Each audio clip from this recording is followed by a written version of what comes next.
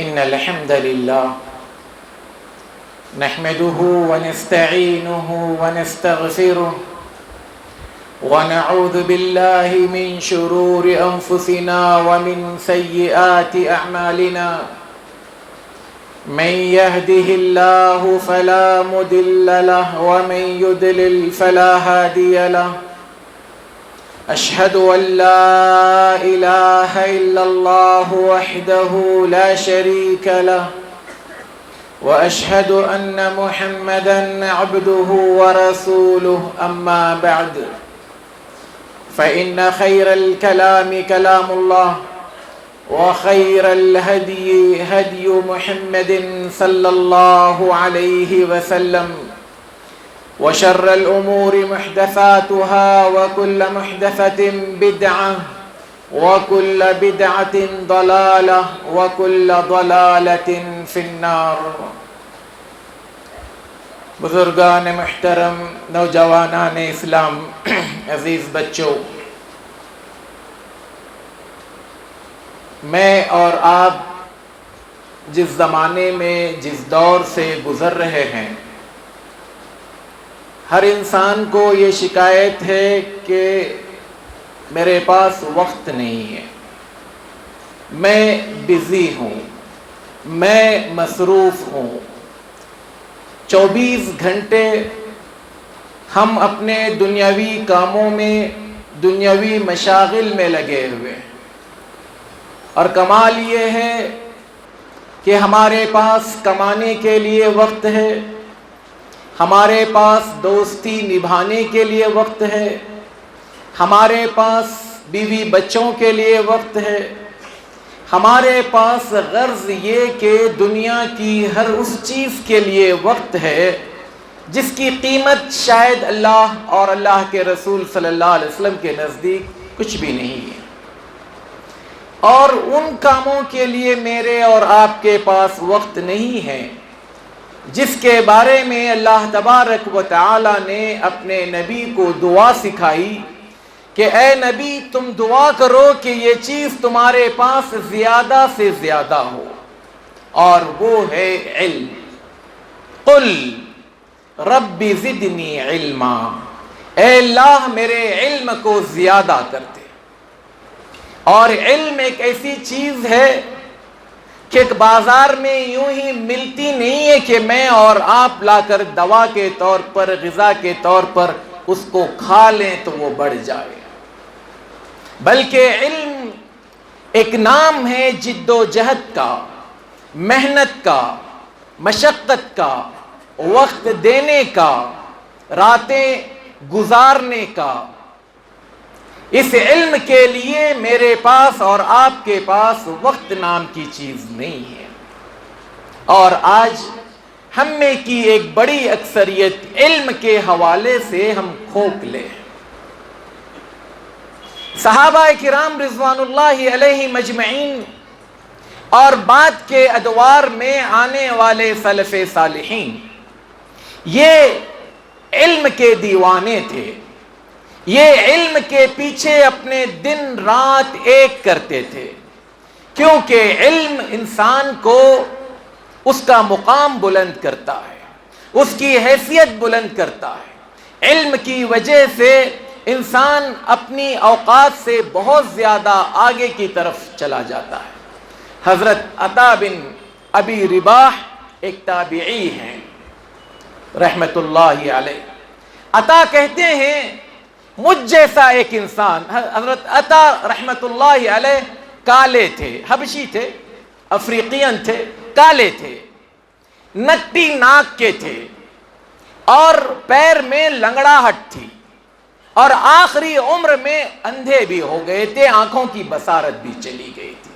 لیکن حال یہ تھا کہ ان کے دروازے پر 24 گھنٹے کوئی نہ کوئی طالب علم آ کر استاد سے اجازت لیتا کہ مجھے کچھ سکھاؤ.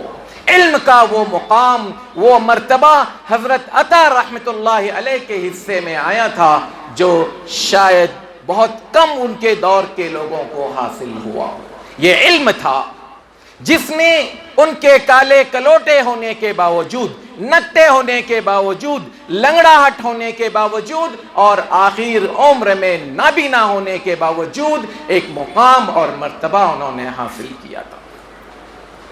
سلف کا حال یہ تھا، سلف صالحین میں امام المؤرخین، تاریخ، اسلامی تاریخ کو سب سے زیادہ پہل کرنے والے، لکھنے والے امام طبری رحمت اللہ علیہ، اور جن کی تفسیر جو سب سے مقدم تفسیر مانی جاتی ہے، علامہ ابن کثیر رحمت اللہ علیہ نے بھی جب تفسیر لکھی تو امام ابن طبری رحمت اللہ علیہ کی تفسیر سے ہی بہت کچھ حاصل کر لکھا۔ امام طبری رحمت اللہ علیہ بستر مرگ پر ہیں، یعنی وہ بیماری جس میں وہ مرنے والے ہیں، بستر مرگ پر ہیں۔ ملنے کے لیے آنے والے لوگ، عیادت کے آنے والے لوگوں میں ایک شخص نے امام صاحب کے سامنے ایک حدیث پیش کی۔ حدیث کیا پیش کی؟ امام صاحب ہڑبڑا گئے اور کہا، اچھا یہ حدیث جو تم روایت کر رہے ہو میرے علم میں پہلی مرتبہ آئی ہے، لہٰذا اپنے گھر والوں سے کہا کاغذ اور پین لا کر دیا جائے۔ بندے نے کہا، حضرت آپ اس عمر میں، اس بیماری میں، جہاں آپ بستر پر لیٹے ہیں، آپ کا اٹھنا بیٹھنا دوبر ہے، آپ کاغذ قلم منگا رہے ہیں؟ کہا کہ ہاں، علم کی حاصل کرنے کی کوئی عمر نہیں ہوتی، قبل اس کے کہ میری موت آ جائے اور یہ حدیث میرے پاس محفوظ نہ ہو مجھے برداشت نہیں ہے۔ یہ امام طبری رحمت اللہ علیہ، جن کی تفسیر شاید میں اور آپ اپنی 50-60 سال زندگی بھی لگا دیں تو شاید پڑھنا ہمارے لیے آسان نہ ہو۔ یہ سلف صالحین کا حال تھا علم کو حاصل کرنے کے حوالے سے۔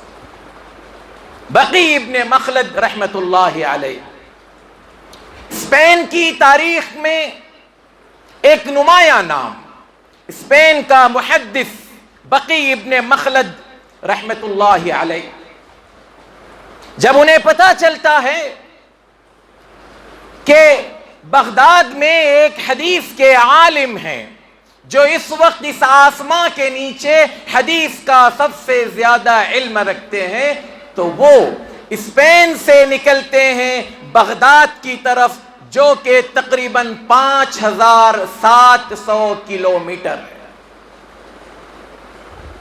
اسپین سے بغداد کا سفر کرتے ہیں۔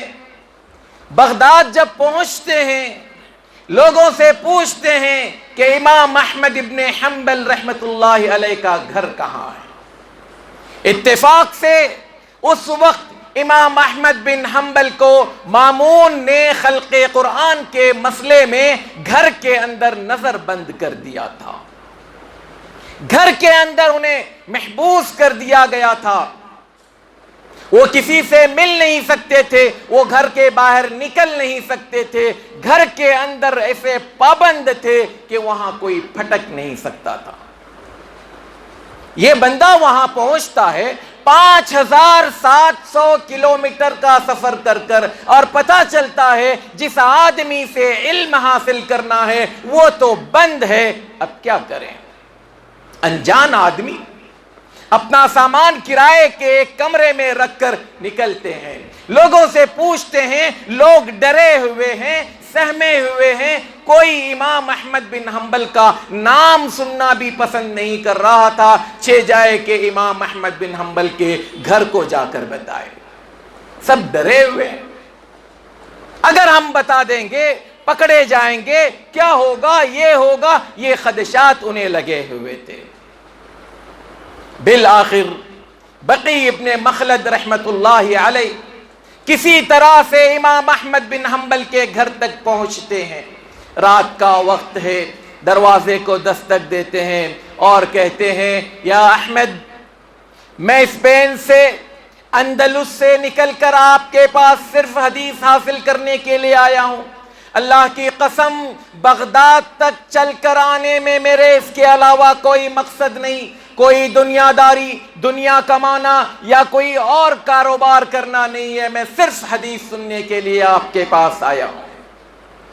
امام احمد بن حنبل رحمت اللہ علیہ نے کہا، بھائی تمہاری بات صحیح ہے، درست ہے، لیکن تم دیکھ رہے ہو میں آزمائش کے دور سے گزر رہا ہوں، گھر میں نظر بند ہوں، کوئی میرے پاس آ نہیں سکتا، جا نہیں سکتا، تو بتاؤ میں تمہاری کیسے مدد کر سکتا ہوں؟ بقی ابن مخلد رحمت اللہ علیہ نے کہا، امام صاحب اس پوری بستی میں مجھے کوئی نہیں جانتا، میں انجان شخص ہوں، غریب الدیار ہوں، میں روزانہ فقیر بن کر فقیر کے بھیس میں آپ کے گھر تک آتا ہوں، اور اس زمانے میں فقیر جیسے آواز لگاتے ہیں گھروں کے سامنے، اس وقت میں آواز لگاتے تھے، الاجر رحمکم اللہ، اللہ تم پر رحم کرے، کچھ اجر حاصل کرو، صدقہ و خیرات کرو، کچھ بھیک میں ڈال دو۔ اس بندے نے امام احمد بن حنبل سے کہا کہ میں یہ اداکاری کر لوں، بھیس بدل کر میں آپ کے پاس فقیر کے طور پر آتا ہوں، آپ بھیک میں مجھے ایک حدیث لکھوا دیجیے۔ امام احمد بن حنبل نے ایک شرط رکھی، ٹھیک ہے تم یہ جو کرنے جا رہے ہو آئیڈیا تمہاری ہے، میں اس کو قبول کرتا ہوں، لیکن یہ آئیڈیا آپ دوسروں تک مت پہنچاؤ، پتہ چلا کہ سارے لوگ فقیر بن کر میرے دروازے پر حدیث سننے کے لیے آ رہے ہوں، جس سے آپ کی مشکلات بھی بڑھ سکتی ہیں، میری مشکلات بھی بڑھ سکتی ہیں، لہٰذا آپ اکیلے طور پر اندھیرے میں آ کر اس طرح سے اپنا کام کر لینا۔ بقی ابن مخلد رحمت اللہ علیہ فرماتے ہیں کہ میں نے 300 سے زیادہ احادیث فقیر کا بھیس بدل کر امام احمد بن حنبل کی چوکٹ پر کھڑے رہ کر امام احمد بن حنبل سے سن کر یاد کیا، وہاں سے ہٹ کر میں نے اپنا ایک دفتر بنایا، رجسٹر بنایا، نوٹ بک بنایا، اور اس میں لکھ کر میں نے ان حدیثوں کو محفوظ کیا۔ بعد میں جب وہ اسپین پہنچے تو انہوں نے خود اپنی ایک مسند تیار کی۔ برادران اسلام، یہ علم ہے، جو اس کو حاصل کرنا چاہتا ہے، امام شافعی رحمت اللہ فرماتے ہیں، من طلب العلا سہر اللیالی، جس کو علم کی بلندیاں حاصل کرنی ہو اس کو چاہیے کہ وہ رات میں اٹھ کر کتابوں کے ساتھ، قرآن کے ساتھ، احادیث کے ساتھ اپنا وقت گزارے، اس کے بغیر یہ علم حاصل نہیں ہوتا۔ آج میں اور آپ، جیسے کہ میں نے شروع میں بھی کہا، ہمارے پاس علم حاصل کرنے، نالج حاصل کرنے کے لیے الگ الگ چیزیں موجود ہیں، فیس بک، واٹس ایپ، سوشل میڈیا کے اور الگ الگ پلیٹ فارم سے ہم اپنا اچھا خاصا وقت دیتے ہیں، بیکار کی بحثیں ہوتی رہتی ہیں، اس میں ہم بڑے دلچسپی کے ساتھ سنتے رہتے ہیں، لیکن ہمیں توفیق نہیں ہوتی کہ ہم کوئی قرآن کی تفسیر اٹھائیں، کوئی حدیث اٹھائیں، اس کو پڑھیں، اس کو سمجھنے کی کوشش کریں، اس کو یاد کریں، یا ہم اپنے بچوں کے سامنے بیٹھ کر پڑھیں تاکہ ہمارے بچے اس علم سے آراستہ ہوں۔ اللہ کے رسول صلی اللہ علیہ وسلم فرماتے ہیں، جو انسان علم حاصل کرنے کے لیے نکلتا ہے اس کے لیے جنت کا راستہ آسان کر دیا جاتا ہے، کیونکہ علم انسان کے ایمان کو بڑھاتا ہے، اس کے ایمان کو تازہ کرتا ہے، اس کا علم اس کو عبادت کی طرف لے جاتا ہے، اس کا علم اس کو صحیح عبادت کی توفیق کا باعث بنواتا ہے، اور وہ علم انسان کے مقام اور مرتبے کو بلند کرتا ہے۔ ہمارے پاس علم نام کی اگر کوئی چیز ہے تو ہم اسی قسم کی ایسی چیزوں کو جو بے بنیاد ہیں، جس کا کوئی سر و پا نہیں ہے، اور جو اس کی کوئی سند نہیں ہے، ایسی چیزوں کو ہم پڑھ کر سمجھتے ہیں کہ ہمارے پاس معلومات بہت ہے۔ معلومات کا ہونا الگ ہے، علم کا ہونا الگ ہے۔ مجھے اور آپ کو آج کے دن ضرورت ہے اس بات کی کہ ہم علم حاصل کریں۔ اس کی شان اور اس کی بڑی فضیلت میں اللہ کے رسول صلی اللہ علیہ وسلم نے کئی احادیث بیان فرمائی ہیں۔ ایک حدیث میں اللہ کے رسول صلی اللہ علیہ وسلم فرماتے ہیں، من یرید اللہ بہ خیرا یفقہہ فی الدین، جس انسان کے ساتھ اللہ بھلائی کا ارادہ کرتا ہے اللہ تعالیٰ اس کو دین کی سمجھ عطا کرتا ہے۔ یہ دین کی سمجھ ہمیں ہمارے سلف صالحین کی بڑی بڑی چھوٹی چھوٹی اور آج کل تو پمفلیٹ کی شکل میں پائی جانے والی نہ جانے کئی کتابیں ایسی ہیں جو ہمارے دین کی سمجھ ہمارے اندر پیوست کرتی ہے، ہمیں دین کی سمجھ عطا کرتی ہے۔ اگر یہ علم نہیں ہوگا ہمارے عقائد کھوکھلے، اگر یہ علم نہیں ہوگا ہمارے عبادات کھوکھلی، اگر یہ علم نہیں ہوگا تو ہمارا نہ طہارت ہم صحیح سے کر سکتے ہیں، نہ استنجا کرنے کا ہمیں طریقہ معلوم ہو سکتا ہے، نماز، روزہ، زکوٰۃ اور حج یہ تو بہت بات کی چیزیں۔ برادران اسلام، کوئی بھی عبادت علم کے بغیر صحیح طور پر نہ ادا کی جا سکتی ہے اور نہ اس کا حق ادا ہو سکتا ہے۔ اسی لیے اللہ کے رسول صلی اللہ علیہ وسلم نے کئی مواقعوں پر عبادت کے حوالے سے فرمایا تھا، جیسے نماز کے بارے میں فرمایا، صلو کما رأیتمونی اصلی، تم نماز کو ایسی پڑھو جیسے مجھے پڑھتے ہوئے دیکھا ہے۔ تو گویا اللہ کے رسول صلی اللہ علیہ وسلم کی نماز کو آپ نے کیسے پڑھا صحابہ نے بیان کیا، اس کو سمجھنے کی ضرورت ہے، اس کا علم حاصل کرنے کی ضرورت ہے۔ حج کے میدان میں آپ نے کہا، خذوا عنی مناسککم، لوگوں اپنے حج کا طریقہ مجھ سے سیکھو۔ یہ بھی ایک علم ہے، جب تک ہم اس کو نہیں سیکھیں گے ہمارا حج نہ ادا ہوگا، نہ ہم اس کو سلیقے سے کر پائیں گے۔ تو ہمارے سلف علم کے میدان میں انہوں نے جو کارنامے انجام دیے، جو کچھ کام کیا انہوں نے، اگر اللہ ہمیں توفیق دے ہم اس کو کم از کم پڑھ سکیں، اتنا وقت مجھے اور آپ کو نکالنا چاہیے۔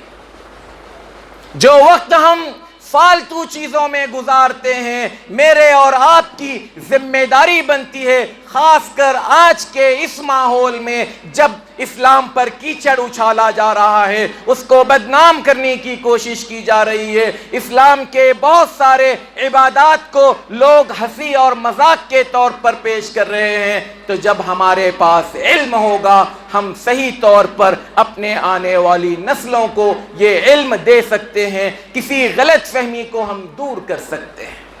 اگر میرے پاس خود علم نہ ہو، میں خود اگر کھوکھلا ہوں، تو میں کیا اسلام کا دفاع کر سکتا ہوں؟ میں اسلام کے بارے میں کیا بیان کر سکتا ہوں؟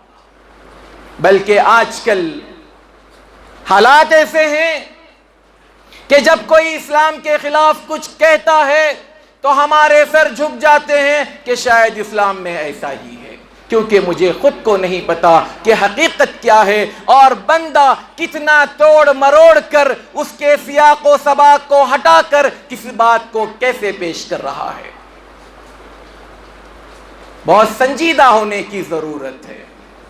24 گھنٹوں میں کچھ گھنٹے، 1 گھنٹہ، گھنٹے بھی نہیں، اگر 1 گھنٹہ ہم اپنا معمول بنا لیں کہ ہم کچھ پڑھ سکیں، کچھ سمجھنے کی کوشش کر سکیں، تو میں سمجھتا ہوں ہمارے 360 365 دن سال بھر کے اگر ہم اس کا اندازہ کریں تو شاید 4-5 سالوں میں ہم علم کا ایک بڑا سمندر اپنے اندر سمو لیں گے۔ اللہ کے رسول صلی اللہ علیہ وسلم کی مجلسوں میں چھوٹے بچے تک حاضر ہوا کرتے تھے۔ یہ ایک واقعہ شاید ہم نے اس سے پہلے بھی سنا کسی اور مناسبت سے، اس مناسبت سے بھی سن کر دیکھیں۔ اللہ کے رسول صلی اللہ علیہ وسلم کی علمی مجلس ہے۔ آپ صلی اللہ علیہ وسلم اپنے صحابہ کو علم سکھا رہے ہیں، علم دے رہے ہیں، انہیں دین کی تعلیمات دے رہے ہیں۔ اتنے میں آپ صلی اللہ علیہ وسلم کے ہاتھ میں کسی نے دودھ کا ایک گلاس لا کر تھما دیا۔ آپ صلی اللہ علیہ وسلم نے اس گلاس سے دودھ کو پیا اور اس کے بعد اپنے دائیں اور بائیں جانب دیکھا۔ دائیں جانب دیکھا تو ایک نو عمر بچہ تھا جس کی عمر 12-13 سال کی رہی ہوگی۔ بائیں جانب دیکھا تو صدیق و فاروق، عثمان اور علی رضی اللہ تعالی عنہم اجمعین تشریف فرما ہیں۔ اللہ کے رسول صلی اللہ علیہ وسلم نے اس بچے سے پوچھا، علمی مجلس ہے، بچہ اللہ کے رسول صلی اللہ علیہ وسلم کے دائیں جانب سب سے قریب کی مجلس میں بیٹھا ہوا ہے، اور اس کی ہمت دیکھیں۔ آپ صلی اللہ علیہ وسلم اس بچے سے پوچھتے ہیں، بچے کیا تم اجازت دو گے کہ میں اس دودھ کے گلاس کو اپنے ان بڑے ساتھیوں کے حوالے کروں؟ اس بچے نے کہا، حضرت اس میں حق کس کا بنتا ہے؟ ان کا بنتا ہے یا میرا بنتا ہے؟ اللہ کے رسول صلی اللہ علیہ وسلم نے فرمایا، حق تمہارا بنتا ہے، لیکن تمہاری اجازت ہو تو میں پہلے بڑوں سے شروع کروں۔ تو اس بچے نے کہا، اے اللہ کے رسول صلی اللہ علیہ وسلم، آپ کا جو جھوٹا ہے وہ میرے نصیب میں اگر آ رہا ہے تو میں اپنی مرضی سے اس کو ٹھکرا نہیں سکتا۔ گلاس میرے ہاتھ میں دیجئے، میں پہلے اس کو پی لوں۔ اللہ کے رسول صلی اللہ علیہ وسلم نے اس گلاس کو بچے کے ہاتھ میں تھما دیا۔ سوال دودھ کا نہیں ہے، سوال یہاں یہ ہے کہ ایک علمی مجلس میں ایک بچہ اللہ کے رسول صلی اللہ علیہ وسلم کے بالکل قریب ترین مجلس میں بیٹھتا ہے۔ اس سے اندازہ کیجئے اس زمانے کے بچوں میں علم کے حاصل کرنے کا کتنا بڑا جذبہ تھا۔ یہی بچہ ہے جب بڑا ہوتا ہے اور کچھ دن گزرتے ہیں، امیر المؤمنین عمر بن الخطاب رضی اللہ تعالیٰ عنہ کے دور خلافت میں جب بڑے بڑے صحابہ کو میٹنگ میں بلاتے، رائے مشورے کے لیے بلاتے، اس بچے کو بھی بلاتے، عبداللہ بن عباس کو، لوگ کہتے، اے امیر المؤمنین اتنے بڑے بڑے لوگ ہیں نا، اس بچے کو کیوں بلاتے ہو؟ کہا کہ جتنا علم اس بچے کے پاس ہے بہت سارے بڑوں کے پاس وہ علم نہیں ہے۔ آزمانا ہے، آزما کر دیکھ لو۔ امیر المومنین عمر بن الخطاب رضی اللہ تعالیٰ عنہ نے اس بچے سے پہلے تو لوگوں سے پوچھا، بتاؤ سورۃ النصر اذا جاء نصر اللہ والفتح، اس میں کیا چیز، کیا میسج دیا گیا ہے؟ اس کے خلاصے میں ہم اگر کوئی مضمون بنانا چاہیں یا عنوان دینا چاہیں تو کیا دے سکتے ہیں؟ لوگوں نے الگ الگ باتیں کی، کوئی مسلمانوں کے زیادہ اسلام میں داخل ہونے کی بات کی، کسی نے مدد کی بات کی، کسی نے کچھ کہا۔ حضرت عمر بن الخطاب نے اس بچے سے پوچھا، اے عبداللہ اب بتاؤ اس سورت میں کیا میسج دیا گیا ہے؟ عبداللہ بن عباس رضی اللہ تعالیٰ عنہ نے کہا، اے امیر المومنین اس میں اللہ کے رسول صلی اللہ علیہ وسلم کی موت کی طرف اشارہ ہے۔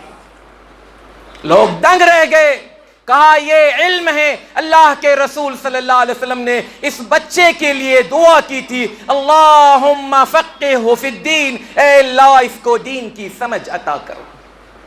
اس دعا کا نتیجہ تھا اس بچے نے خود کو علم کے لیے وقف کیا اور بعد میں ترجمان القرآن، قرآن کا مفسر اس نام سے مشہور ہوا۔ مجھے اور آپ کو ضرورت ہے دوستو، ہمارے 50 کام ہوں گے، ہر کام اپنی جگہ پر، لیکن علم کے حاصل کرنے کو اگر میرے دل میں میرے 24 گھنٹے کے اوقات میں کوئی وقت نہیں ہے تو اس کا مطلب میں جاہل ہوں، اور جہالت انسان کے لیے سب سے بڑا عیب ہے۔ ہم اس عیب سے اپنے آپ کو نکالنے کی کوشش کریں، اس علم کو حاصل کرنے کی کوشش کریں۔ جہاں علمی دروس ہوتے ہیں وہاں جا کر بیٹھیں، اور پھر قرآن کی جو صورتیں، جو آیات ہم پڑھتے ہیں یا یاد ہیں، اس کے ترجمے اور تفسیر کی طرف ہم توجہ دیں۔ احادیث جو ہمیں پتہ ہے اس کا علم ہم حاصل کریں۔ جب تک یہ نہیں ہوگا، یہ امت اپنی اس جہالت کی وجہ سے آج جن حالات سے گزر رہی ہے، اگر یہی حالات رہے، ہم میں کوئی تبدیلی نہ آئے، تو اللہ ہی حافظ ہے۔ اللہ تعالیٰ مجھے اور آپ کو ایسا وقت آنے سے پہلے توفیق دے کہ ہم علم دین کو حاصل کرنے کے لیے اپنے آپ کو آگے بڑھائیں۔ علم دین کو حاصل کرنے کے لیے اللہ ہمیں توفیق دے کہ ہم کچھ وقت نکالیں اور اس علم دین کے ذریعے اپنے آپ کی پرورش کریں، اپنے آپ کی نشو و نما کریں، اپنے آپ کو زینت بخشیں۔ اللہ تعالیٰ مجھے اور آپ کو کہنے اور سننے سے زیادہ عمل کی توفیق عطا فرمائے۔